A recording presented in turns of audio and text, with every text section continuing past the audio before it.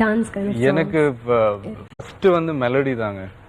அதனுடைய அந்த ஃபீல், அந்த ரீச்சே வேற.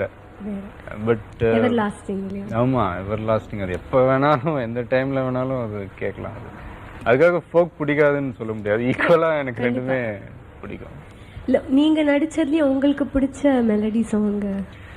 எனக்கு வந்து இப்போ ரீசெண்டாக போக்கிரியில் வந்து அந்த தமிழ் சாங் எனக்கு ரொம்ப பிடிக்கும்.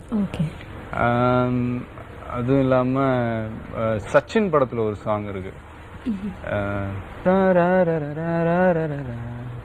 தேவி பாடின பாட்டு.